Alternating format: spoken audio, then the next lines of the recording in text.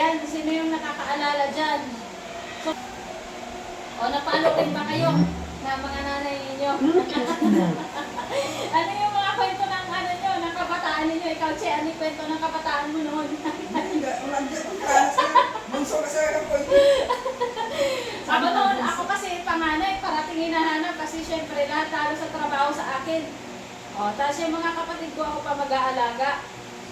Ayun, ako pa mag-aalaga, kaya hanap ako ng mama ko parate. Ako naman mahilig ako yung maglangoy sa mga ilog-ilog. Kung saan ako nagsusuot, mangunguan ng mga bayabas, kung ano-ano, alam mo naman sa probinsya. Tapos, pag uwi ko ng bahay, marami na akong mga dalang mga hipon kasi pinag-aano ko na yung mga ilog doon. Pinaglabo-labo ko na. Tapos minsan nandiyan ang time na nagkarulunod na ako. Buti na lang talaga may purpose pa ako sa buhay ko. Wala nagsakit sa akin. Lahat ng mga kaibigan ko nakatanga lang. Nalulunod na ako. Kitang-kita ko sila habang ako yung papalubog ng papalubog. Nakatanga lang sila dahil hindi nila alam kung anong gagawin nila. Yan ang hirap talaga kapag tayo ay gumagawa ng sarili nating pagpapasya. Ayun, pagtulog ang mama ko, tatakas ako. Ayun, pagtulog ang mama ko, tatakas ako niyan. Ayan, nakakatuwa yung nakakatuwa yung mga karanasan natin nung mga bata pa tayo. Diba? Nakita ko naman kung gaano ko, ngayon ko lang na-appreciate yung mga dinanas kong paghihirap nung unang panahon. Kasi lumaki ako na talagang kaya kong, kumbaga parang, kaya kong i-survive yung kung ano man ang mga sitwasyon. Halimbawa, mapunta ako sa ganitong walang ganon. Kaya kong i-survive yung sarili ko. Kasi nga, napagdaanan ko na yung matinding hirap, tapos, ayun, mapapalo ka pa. Ayan. Ang mga magulang talaga, kapag ka nagdidisiplina sa anak, maganda ang magiging kinabukasan ng mga anak. Okay? Yan, di ba? Nakakatuwa, Nakakatuwa yung mga kayo ba, naranasan nyo ba yan? Opo. Yan, yung mga karanasan natin noong unang panahon kung gaano ang haba ng pamalo. Hindi na nga kayo pag pinapalo. Ibig sabihin yan, mahal tayo ng ating mga magulang. Kaya tayo ay pinapalo, okay? So our topic for today will be entitled, Ang Pagpapalo ay Pagpapala. Amen, hallelujah. Ang pagpapalo ay pagpapala. Ayon sa Kawikaan 23 verse 13 to 14, disiplinahin mo ang bata, ang wastong pagpalo ay hindi niya ikamamatay. Inililigtas mo pa siya mula sa daigdig ng mga patay. Yon ang nakasulat sa Bible. Sabi dito, in the same way, our Father in heaven also molding us and shaping us through suffering and pain, not to break us, but rather to bless us. Hindi daw pala para tayo ay pasakitan o para tayo ay sirain o patayin, kundi para tayo ay ituwid upang tayo ay mapagpala, okay? Kasi kung naliligaw tayo ng landas, paano tayo magkakaroon ng buhay na masagana, okay? So may mga signs daw na tayo ay anak ng Diyos kasi lahat ng tao, hindi naman lahat ng tao ay anak ng Diyos. Okay? Hindi lahat ng tao ay anak ng Diyos. So, ito yung mga significant sign na ikaw ay anak ng Diyos. We have two significant sign na anak tayo ng Diyos. So, number 1, He discipline. Number 2, He leads us and teaches us to the path of righteousness. So, dumako tayo sa number 1. Number 1, He discipline. So, ayon sa Hebrew chapter 12, verse 5 to 6, nalimutan na ba ninyo ang panawagan ng Diyos sa inyo bilang mga anak niya? Mga salitang nagpapalakas ng loob. Anak ko, huwag mong baliwalain ang pagtutuwid ng Panginoon. At huwag mong mamasamain kapag ikaw ay dinidisiplina niya. Sapagkat dinidisiplina ng Panginoon ang mga minamahal niya. At pinapalo ang itinuturing niyang anak. O diba? Napakalinaw. Pinapalo ang itinuturing niyang anak. Dinidisiplina ang mga minamahal. Okay? Ngayon kung hindi tayo nagdidisiplina sa ating mga anak, ibig sabihin hindi natin mahal ang ating mga anak. So God discipline us through number 1, trials and hardships. Okay? Kung tayo nagdidisiplina sa ating mga anak sa pamamagitan ng mga kurot, hambalos, sinturon, walis, kung tayo nagdidisiplina sa pamamagitan yan, ang Panginoon naman ay nagdidisiplina sa pamamagitan ng trials and hardships, difficulties and in relationships. Diba? Minsan, ang hirap ng pamilya natin, ang dami natin mga kasamaan ng loob. Hindi na tayo magkakasundo-sundo, sobrang gulo na ng ating mga pagsasama. Minsan sa inyong dalawang mag-asawa, sa inyong mga kapatid. Ayan. Tapos, may mga sakit, sicknesses. Ayan, sicknesses. Financial struggle. Ito na yung mga kahirapan na, ayan po muna. Mula pagkabata pa natin, talagang grabe na ang ating mga pinagdaanan ng mga kahirapan. Broken family, ayan, yung mga naghihiwalay yung mga mag-asawa dahil nasisira yung mga pagsasama. So, minsan sa pamamagitan yan, inaalaw ng Diyos. Itinutuwid tayo ng Panginoon. Dinidisiplina tayo ng Panginoon. So, ano ang dapat natin gawin? Sabi rito, hindi lahat ng kahirapan sa buhay at sitwasyon ay gawa ng kaaway. Minsan daw ay hindi siya gawa ng kaaway. Minsan ito'y bunga ng ating pagsuway. Okay? Minsan ito'y bunga ng ating pagsuway. Pinapalo tayo ng Diyos sa pamamagitan ng mga taong nakapaligid sa atin. Minsan, di ba, maraming mga problema tayo na kinakaharap. O di kaya ng mga natural disaster, mga bagyo sa buhay, mga natural calamities. Sometimes ito ay consequences ng ating mga maling ginawa in our past and in present. Consequences, kumbaga, sa Bible kasi walang salitang karma eh. Walang salitang karma sa Bible. Ang mayroon lang sa Bible is na salitang bunga. Bunga ng iyong mga maling ginawa. Okay? Bunga o kaya resulta. Consequences ng iyong mga maling desisyon. Okay? Kung ano man ang buhay mo ngayon, yun ay naging bunga ng desisyon mo from the past. Bakit? Anong nangyari sa iyo ngayon? Bakit ganyan ang sitwasyon mo? Kasi resulta yan ng iyong desisyon noong nakaraan. Okay? So kung gusto nating mapaganda ang ating future, ngayon pa lang magdesisyon na tayo ng tama. Okay? Dapat tayo ay sumunod sa Panginoon.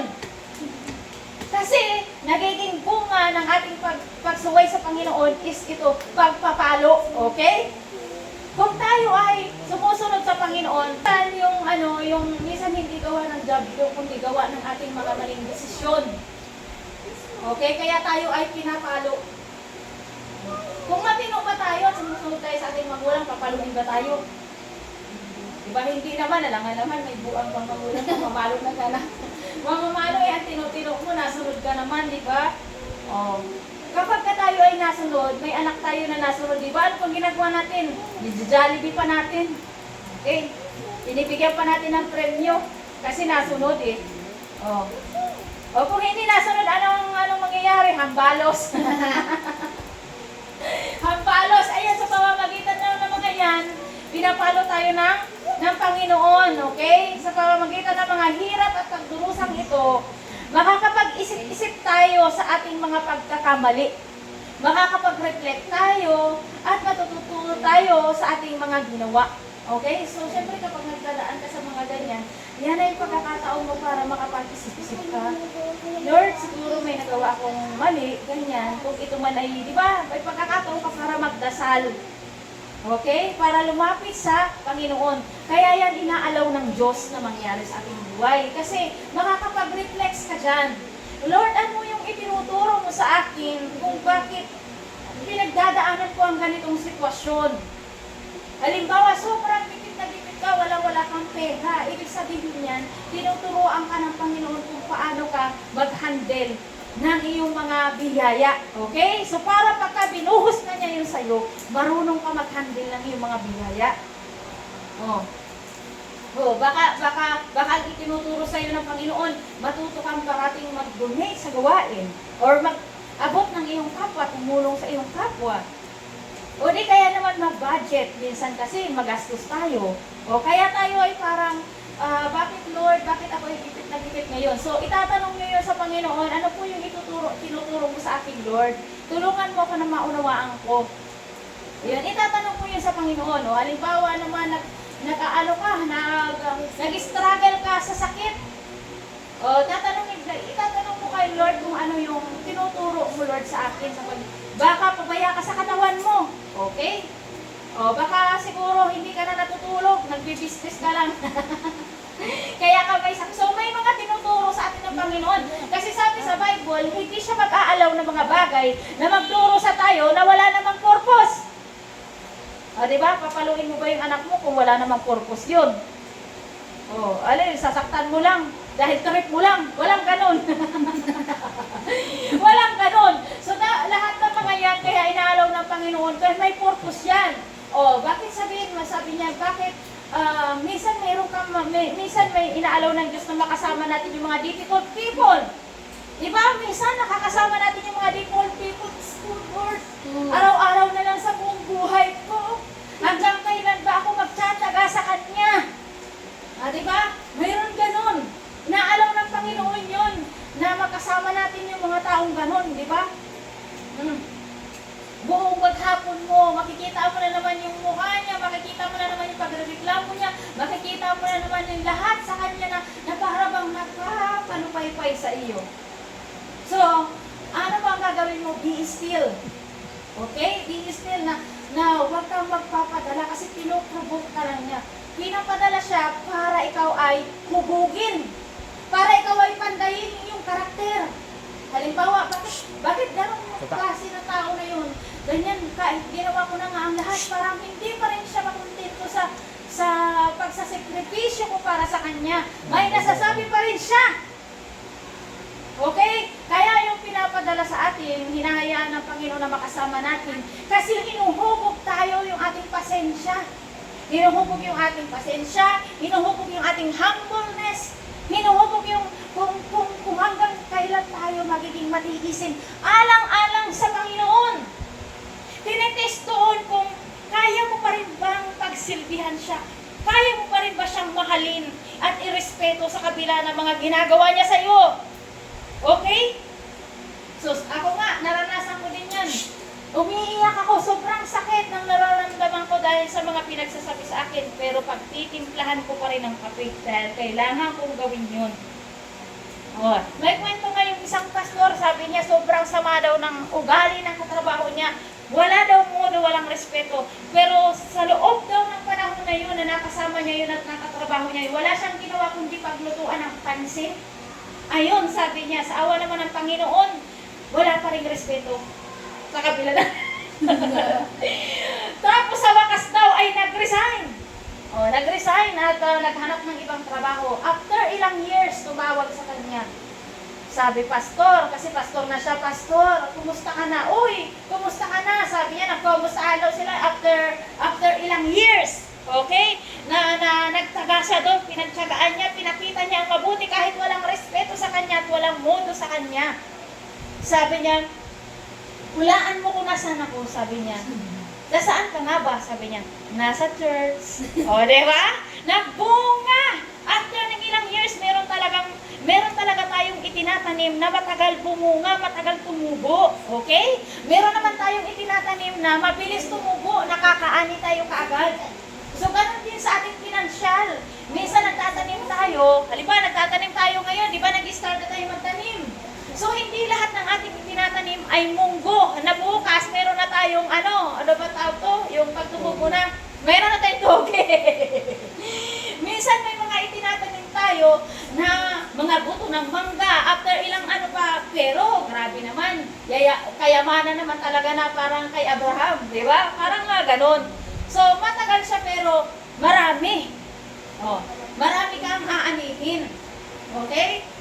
So, kaya yun inaalaw sa atin ng Panginoon na maranasan natin yung mga ganong klaseng tao is para tayo ay hubugin.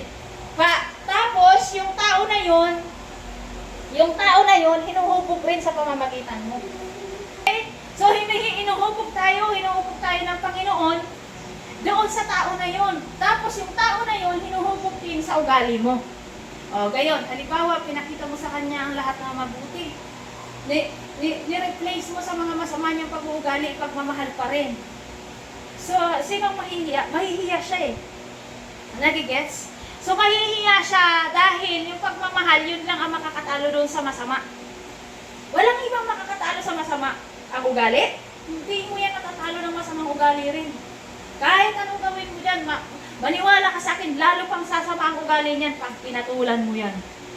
Pero pakitaan mo ng mabuti. Tingnan mo, maano yan, darating ang time na mahihiya siya sa mga pinagagawa niya at nagsisisihan niya yung mga ginawa niya. Nakakahiya pala yung ginawa ko. Once na, kasi ang Diyos ang nangungusap dyan eh. Kapag ka hindi ka raw gumaganti ng masama doon sa taong gumagawa ng masama, ang Diyos mismo ang gumaganti para sa'yo. Okay? So, ang Diyos ang kumikilos doon sa buhay ng isang tao na yun para ma-realize niya na mali yung ginagawa niya. So, dapat kahit anong mangyari, wag na wag tayong gaganti. Okay? Gagantihan natin sila ng mabuti kahit masama ang pinapakita nila sa atin. Kasi, sa pamamagitan nun, mapapanday din yung karakter niya. Sa pamamagitan mo, mapapanday yung karakter niya. Sa pamamagitan niya, mapapanday yung karakter mo. So, dalawa tayong, kagaya nga natin, sa pamamagitan natin lahat, kung kani-kanino mga ugali, mapapanday yung ating mga karakter. Kasi iba-iba tayo ng mga pag-uugali. Kaya nga sabi ng Panginoon, yung mga, kasi bawat isa ay espesyal. Iba-iba tayong lahat.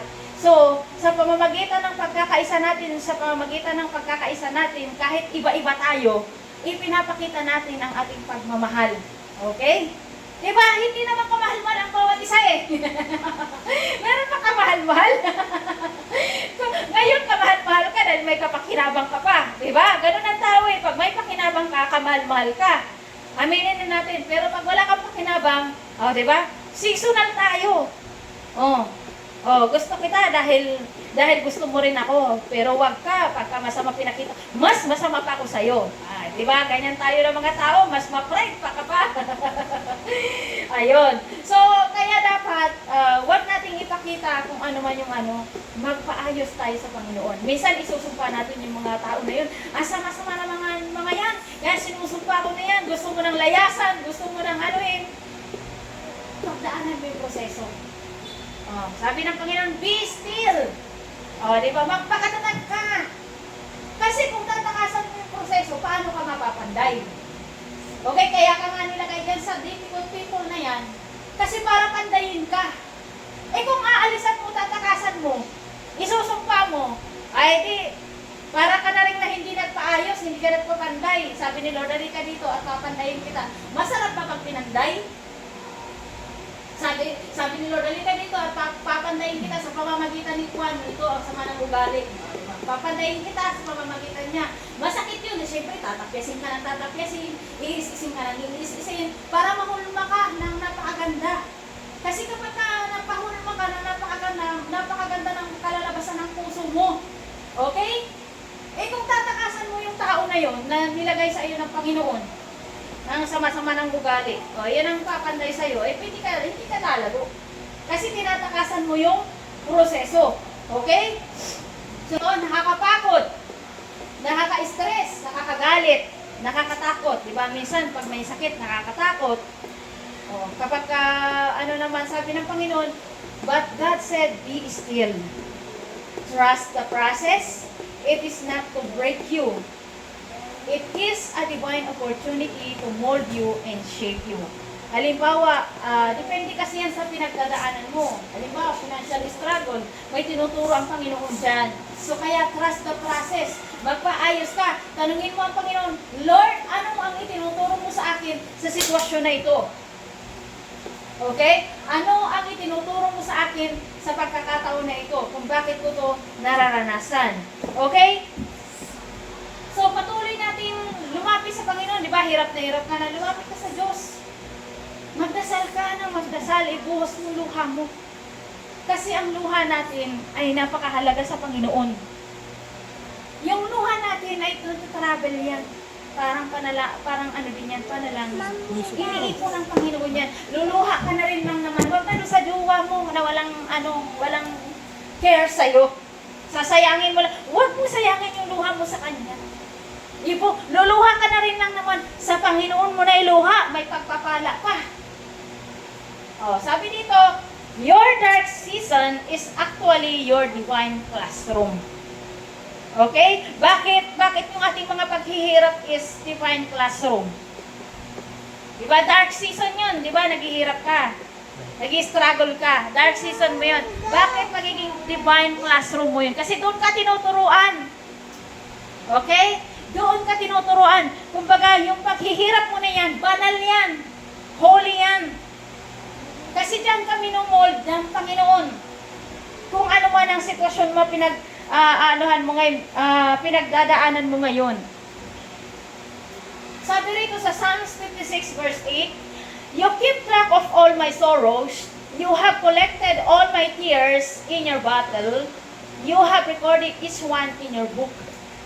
Nakita niyo kung gaano kahalaga yung luha natin sa Panginoon. Kapag ka-broke ka, tapos umiiyak ka sa Diyos, nakita mo, iniipon ng Panginoon sa kanyang bote. Ayan, nire-record niya sa kanyang aklat. Oh, kaysa naman lumuha ka, umiyak ka ng dahil lang sa ibang tao, sa kung ano, iluha mo sa Diyos, pumunta ka sa Panginoon, isumbong mo siya sa Panginoon.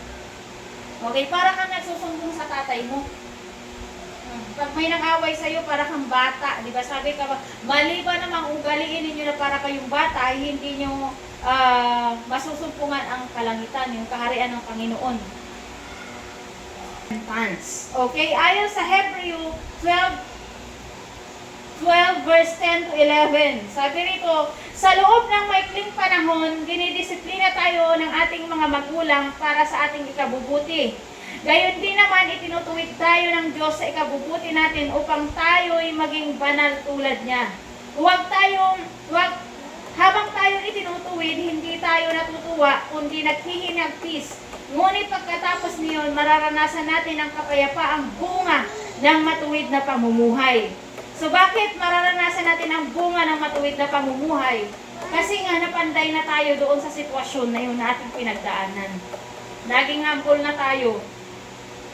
Laging humble na tayo dahil doon sa sitwasyon na pinagdaanan natin. So kaya ang pagpapalo ng Diyos ay pagpapala pa rin. Kaya sa hirap at ginhawa, tayo ay magpasalamat sa Panginoon. Okay? O next, number 2 na. Number 2, He leads us through the path of righteousness. He leads us through the path of righteousness. Sabi dito sa Hebreo 12 verse 13 to 15, lumakad kayo sa daang matuwid upang hindi lumala ang mga paang napilay at sa halip ay gumaling. Sikapin ninyo makasundo ang lahat. Sikapin din daw natin na makasundo ang lahat. At magpakabanal sapagkat hindi niyo makikita ang Panginoon kung hindi kayo mamumuhay ng ganito. Ay, hindi daw natin makikita ang Panginoon kung hindi tayo banal. O, paano ba yan? O, dapat nakasundo daw natin ang lahat ng tao. Pag-ingatan ninyong huwag tumalikod ang sino man sa inyo sa pag-ibig ng Diyos, huwag kayong magtanim ng sama ng loob na dahil dito'y napapasama ang iba. Ibig sabihin, huwag tayo ang maging cause o dahilan kung bakit ang iba ay magkakasala. Sabi dito, lumakad daw tayo sa tamang daan. Walang ibang daan kundi ang itinuro niyang daan. Yung daan na may pag-ibig, kababaang loob at kabanalan upang maging magandang halimbawa tayo sa iba. Yun. Kaya minsan sumusobra na rin tayo sa pananalita. Nagiging cause kung bakit ang iba nagkakasala. Example na lang sa mga anak. Di ba may mga magulang na talagang kumakamura sa mga anak nila. Sobra-sobra. Okay, kung tutusin, hindi natin sila mga anak. Anak sila ng Diyos. Katiwala ka lang bilang magulang, kaya wala kang karapatang mura-murahin yung mga anak mo. Okay, pagalitan mo, disiplinahin mo, paluin mo, pero wag mo silang murang-murahin kasi ang mangyayari nyo, inaani nila ng masama. Magkakasala rin sila. Oh, dahil sa grabe na ang iyong pag-ano.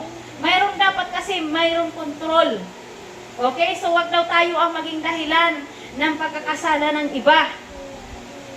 Okay? Kasi bakit daw tayo maging dahilan? Sabi dito sa Proverbs, sabi dito sa Proverbs 27 verse 5, open rebuke is better than secret love. Okay? Dapat daw pagsabihan yung mga kapatiran natin na nagkakasala bago pa dapat i-rebuke na natin, pagsabihan natin yung mga kapatiran natin na nagkakasala, okay? Kasi pag hindi natin sila pinagsabihan, accountability natin sila. O sabi dito sa Mateo 18 verse 6, Mateo 18 verse 6, mas mabuti pa sa isang tao ang siya'y bitinan sa liig ng isang gilingang bato at ihulog sa dagat kaysa siya'y maging sanhi ng pagkakasala ng isa sa maliliit na ito na nananampalataya sa atin. So napakadelikado pala kapag tayo ang naging sanhi ng pagkakasala ng iba. So saan dito pumapasok? Pumapasok ito rin sa, pumapasok din ito yung minsan nananamit tayo na sobrang daring. Kaya nga ako, yung mga sexy ko ng mga damit, nandun pa ako sa Bahamas, pinagtatarahian ko na, pinagdudurugtungan ko na. Kasi once na tayo ang maging dahilan para mag-init yung mga lalaki, hindi mo kasi ano yung tao yan eh.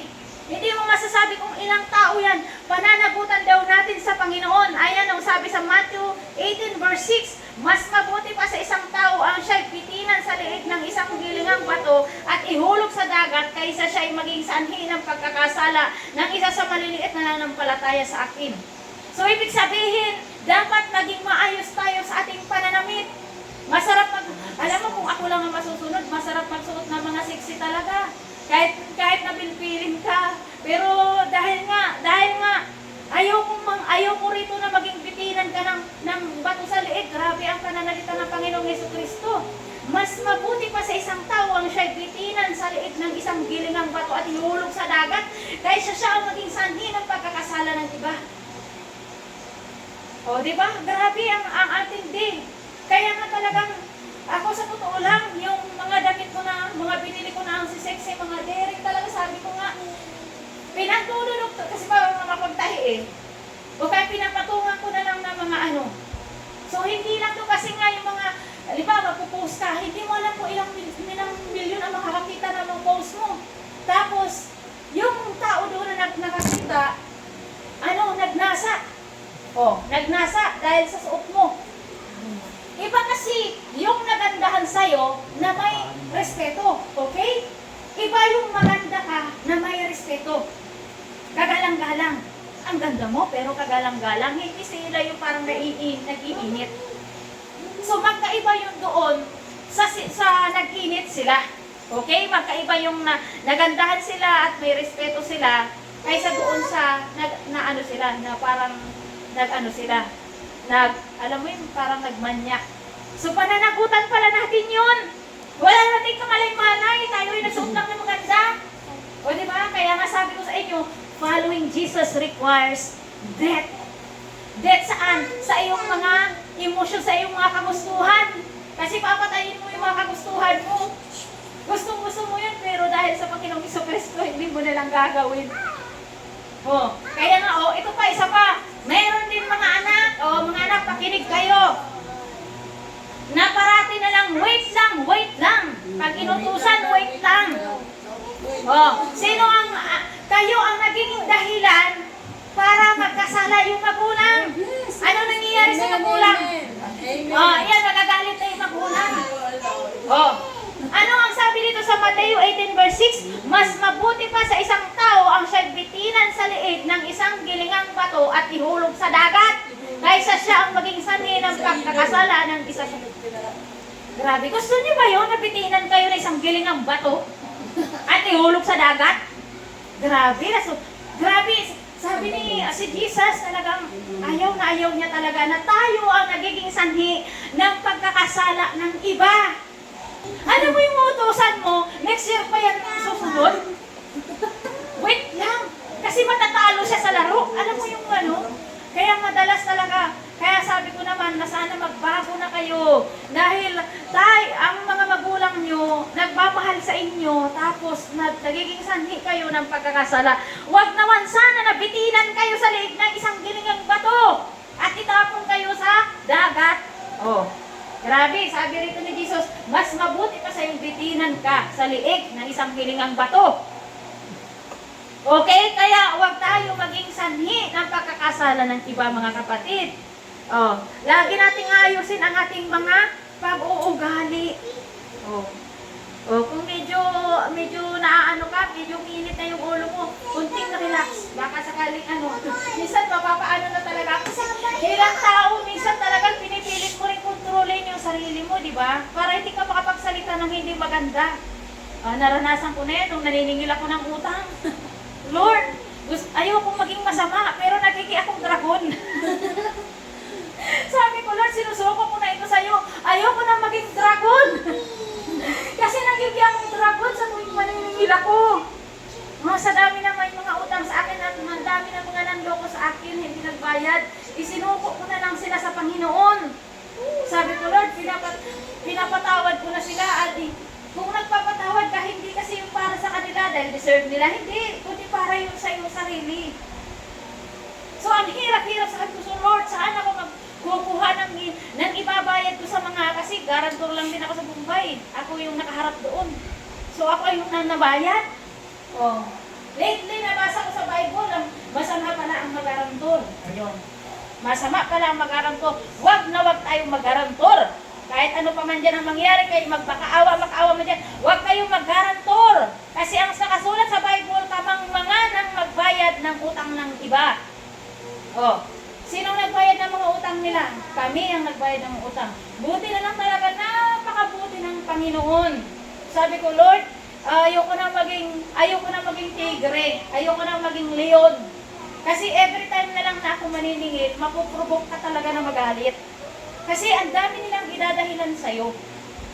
Okay? Pagtataguan ka pa, pagsisinungalingan ka pa, tapos gagawa pa sila ng invento para parang ikaw pa yung mali. Okay? So, marami silang gagawin na, kasi ayaw na nilang magbayad. Oh, kaya lesson learned, sabi ko sa inyo, bago kayo magpautang, kung magpapautang man kayo, magdasal muna kayo. Lord, dapat ba siyang bigyan? Kaya nga, matuto tayo, sabi pastor, matuto kayo magsagot sa kanila ng, wait lang, ipag-pray ko yan. Ay, may kakatok sa bahay mo. Kasi kailangan namin ng ganyan. Okay, wait lang ha, ipag-pray ko yan muna. Kasi ang Diyos, hindi kanya bibiguin. Bibigyan kanya ng wisdom o kaya bibigyan kanya ng ng desire mo, na bibigyan mo talaga siya. Kasi talaga karapat-dapat siya bigyan. Tapos bibigyan ka naman niya ng wisdom na wala ka talagang mararamdaman na kahit konting amor doon sa taong nangihirap. Ibig sabihin nun, hindi siya karapat-dapat bigyan. Kasi wala ka talagang after mo magdasal, Lord, karapat-dapat ba siyang bigyan? Karapat-dapat ko ba siyang pautangin? Kung sakali man, magkano ang ibibigay ko sa kanya? Okay, alam naman ng Panginoon, ang laman ng bulsa mo, wala ka rin naman, di ba? O, kung sakali man, kasi syempre, kailangan din natin kahit pa paano, makapag-abot din. So, magpipray tayo. So, ginagawa ko yan. Kaya nag-research ko yung tamang tao na dapat bigyan. Kapag kalagi-lagi na, mararamdaman mo yan, ikaw na ang ginagawang gatasan niya. Ikaw na ang ginagawang Diyos niya na taga-provide ng pangangailangan niya. Pag lagi-lagi na lang ganun na, pagkabayaran, mag-uutang sa'yo. Bayaran, mag-uutang ulit sa'yo. Hindi ba nga nakabayad, mag-uutang. Mali na yun. Okay? So, magkakaroon ka na doon ng wisdom. Hindi dapat ganun. Okay? Kasi hindi naman ikaw ang provider niya. Hindi ka Diyos. Hindi ka Diyos para tagabayad ka ng bill nila. So, kailangan din sasabihin mo ng no. Kasi para matuto sila na lumapit sa Panginoon. Okay? Minsan kasi ma-pride yung ibang tao, hindi nagdadasal. Magdadasal lang kapag kagipit na. O, sabi dito, whether you eat or drink or whatever you do it all for the glory of God. So lahat daw ng ating ginagawa, sabi sa Tagalog, kaya nga, sabi dito sa Tagalog, 1 Corinthians 10, chapter 10, verse 31 to 32, sabi rito, kaya nga kung kayo'y kumakain o umiinom ng o anuman ang inyong ginagawa ninyo, gawin ninyo ang lahat sa ikararangal ng Diyos. Huwag kayong maging sanhi ng pagkakasala ninuman ng mga Hudyo, ng mga Hentil, o ng mga kaanib sa iglesia ng Diyos. So wag na wag daw talaga tayong magiging dahilan ng pagkakasala. Halimbawa, kung kumakain ka o umiinom, dapat gagawin mo daw yun for the glory of God. So kung umiinom ka ng alak, mag-glorify ba si Lord? Hindi, di ba? Okay. So bakit ka pa iinom ng alak? So, kung kumakain ka ng nakakasama sa katawan mo, bawal sa katawan mo dahil may allergy ka dyan, or matataas yung cholesterol mo, o ano, nag-glorify ba ang Diyos doon? Templo niya yun, yung pinapakain mo. Hindi. So, kaya sabi dito, lahat ng yung gagawin, lahat daw ng ating gagawin, whether kung tayo ay umiinom o kumakain, dapat daw nag-glorify ang Panginoon. So, ngayon, alam naman natin kung ano yung mga pagkain na makakabuti sa ating katawan, na siyang templo ng Diyos. So, yun ang kakainin natin. Huwag tayong kakain ng masama na nakakasama sa ating kalusugan. Oh, ano yung mga number 1 na nakakasama sa kalusugan? Matatamis. Oh, meron nga akong ginawang topic niyan about sa pagkain. Ang pinakang pinapasok talaga ng parang devil food is yung mga matatamis. Kasi yung mga matatamis sa pagkain, may tendency siya, lalo yung mga refines na mga asukal, yung mga mga prenoseso na nakaka-affect siya sa dictation ng utak. Okay? Nakaka-apekto siya sa dictation ng utak. So, kaya sabi ng Panginoon, whether you eat or drink, gawin mo ito sa kaluluwalhati ng Panginoon, kag-glorify niya. Kasi dapat tayo ay maingat sa nilalagay natin sa templo niya. Sa templo niya. So, paano mo mapaglilingkuran ng Panginoon kung sakitin ka? Diba? Kaya nga sabi niya, whether you eat or drink, gawin mo ito sa irarangal ng Panginoon. Kasi kung ang pinapasok mo sa katawan, magkakasakit ka, magkakasakit yung templo ng Diyos, paano ka makakapaglingkod sa Kanya? Kung sakitin ka. Okay? So, kaya yun ang sinasabi niyan, na gawin natin. So, lahat ng ating ginagawa pala, iisip-isipin natin yun. Kung makakaglorify ba yun sa Panginoon. Halimbawa, mapupunta ka sa ganito, sa ganyan, mag-a-attend ka ng birthday, mag-aano ka, lahat yun iisipin mo kung makag-glorify ba si Lord. Lahat yun lahat daw ay iisipin natin. Lahat ng ating mga ginagawa. Okay, kaya kung ikaw ay anak ng Diyos, sabi dito, kaya kung ikaw ay anak ng Diyos, normal lang na paluin ka. Okay? Paluin ka kung hindi ka sumusunod. Kasi mahal ka niya. Para maiwasan ang pagpalo, dapat tayo ay sumunod sa Panginoon. Sabi nga dito, the greater the resistance, the greater the reward. Okay, nagre-reward ang Diyos kapag tayo ay sumusunod. O, kagaya nga nasabi ko, yung anak mo, pag masunurin, i-jollibee mo yan, i-blow out mo yan. So, ganun din ang Panginoon. Nagre-reward din siya sa mga masunurin. Okay, nandito na tayo sa ating mga tanong. Bakit nga ba ang mga masasamaang tao parating yumayaman? Okay, yung mga nasa Biblia, nagtatanong din silang lahat.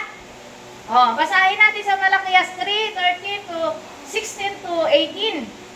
Okay, hindi na nagkarasya. Ayan. Sabi rito, masasakit. Si Yahweh ang nagsasalita dyan. Masasakit ang sinabi ninyo tungkol sa akin, sabi ni Yahweh. Ngunit ang tanong ninyo, ano ba ang sinabi namin laban sa inyo? Okay? Sabi ninyo sa akin, si Yahweh nagsasalita, sabi ni Yahweh, sinabi ninyo sa akin, walang saysay ang maglingkod sa Diyos. Ano ba ang mapapala natin sa pagsunod sa kanyang mga utos o sa pagpapakita natin kay Yahweh na nagsisisi tayo sa nagawa nating kasalanan? Hindi ba't kung sino ang palalo, mapagtaas yan, mapagmataas. Kung sino ang palalo, ay siya pang pinagpapala. Nasa Bible ba? Ayan. Hindi lamang nananagana ang pasasama, kundi sinusubok pa nila ang Diyos. Ano kaya yan? Ito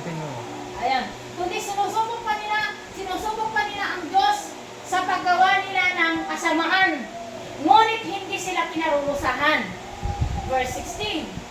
Pagkatapos, nag-usap-usap ang mga taong may paggalang kay Yahweh. Pinakinggan niyang mabuti ang kanyang usapan. Kaya itinatala niya sa isang aklat ang mga pangalan ng mga gumagalang sa kanya. Okay? Ano ba itong aklat ni Yahweh? Ito yung aklat ng buhay. Sino yung natala? Yung mga gumagalang kay Yahweh. Na kahit naghihirap, gumagalang kay Yahweh. Okay? Iyan ang natala sa aklat ng buhay. Ano sabi ni Yahweh sa verse 17? Magiging aking sila. Sabi ni Yahweh na makapangyarihan sa lahat. Sa araw na ako'y kumilos, itatangi ko sila bilang sariling akin. Ililigtas ko sila tulad ng pagliligtas ng isang ama sa anak na naglilingkod sa kanya. Muli ninyong makikita ang pagkakaiba ng mabuti at masama ng taong naglilingkod sa Diyos at ng hindi naglilingkod sa Kanya. Okay? So doon pala nakikita yung pagkakaiba. Hindi porket may pera ka, ikaw na ang pinapala. Diba? Nakita mo yung sagot ni Yahweh? Hindi porket may pera ka, ikaw na ang pinagpala. Pinagpala ka kung naglilingkod ka sa Panginoon. May pera ka na, naglilingkod ka sa Panginoon. Ibig sabihin, galing sa Panginoon ang kayamanan na mayroon ka. Pero kung hindi ka naglilingkod sa Panginoon, mapera ka nga, pero hindi ka naglilingkod sa Panginoon, ang ibig sabihin nito, ang dulo nito ay distraction. Dahil ang kayamanan tinatamasa mo, ang mga pera na mayroon ka, galing yan kay Satanas. Okay, so malinaw na ba sa ating lahat? Ang pagpapala ng Panginoon ay hindi yan agad-agad. Diba sabi niya, magiging akin sila, sabi ni Yahweh na makapangyarihan sa araw na ako'y kumilos. There is the perfect timing para sa bawat isa sa atin. Mayroong mga time na late bloomer ka lang. Okay? Marahil hindi pa ngayon yung time mo para ibuhos ni Yahweh. Pinoproseso pa yung karakter mo.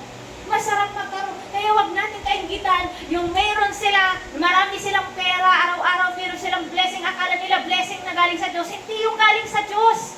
Kasi kung galing yun sa Diyos, dapat namumuhay sila ayon sa kalooban ng Panginoon. Dapat naglilingkod sila. Maliwanag ang Bible. Sabi ng Diyos, yan, diyan ninyo makikita ang masasama at ang mabuti. Ang naglilingkod sa Diyos at ang hindi naglilingkod sa Diyos. So doon mo makikita kung ikaw ay nasa Panginoon kasi naglilingkod ka sa Panginoon. Okay? Nagsishare ka ng word ni Lord. Yung puso mo nandun din sa kanila na talagang ayaw mo silang mapunta sa impyerno.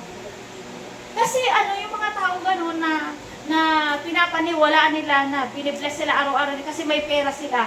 Naliligaw sila. Distraction ang dulo nun.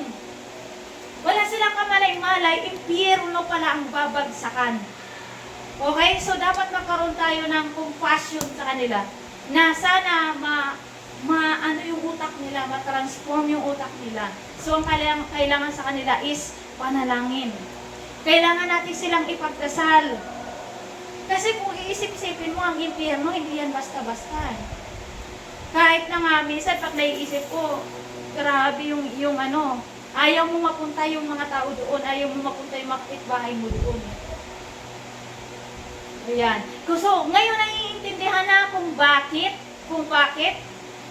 Okay? So, kung bakit mayroong mga tao na wala sa Panginoon, hindi naglilingkod sa Panginoon, pero lagi silang binibless ng pera. Kasi si Satanas man ay nagbibigay rin ng pagpapala. So, ang pinaka-sign lang niya na galing sa Panginoon, ang kanilang tinatamasa ay dahil naglilingkod sila sa Diyos. Kasi maliwanag ang nakasulat sa Bible. Kung hindi ka naglilingkod sa Diyos, ibig sabihin, ang tinatamasa mo ng mga pera na yan, ng mga karangyaan na yan, ay galing kay Satanas. Distraction ang dulo niyan. Okay, so, nakita na natin yung kaibahan. So, masarap na magkaroon ka ng maraming pera, pero may purpose yun. Gagamitin mo sa paglilingkod sa Panginoon. Okay? Diba masarap? O, kagaya nito. Masarap, nagkabahay kami, pero ginagamit ko for the glory of the Lord. Kumbaga parang ipinagagamit mo, hindi mo sinusolo. O, diba nakita mo yung mga masasama na yumayaman, kung saan-saan lang sila pupunta, pasikat lang, pasarap sa buhay. Pero naglingkod ba? Gumawa ba? Nag-effort ba para sa Panginoon? Nag-save ba sila? Umabot ba sila ng kapwa? Hindi. O, so ang ibig sabihin nun, hindi galing sa Diyos. Galing kay Satanas yun. So, kailangan natin silang ipanalangin. Okay? So, nawa ay marami pa yan mga Bible verses na yung mga tao rin sa Biblia noong unang panahon, talagang nagre-reklamo din sa Panginoon.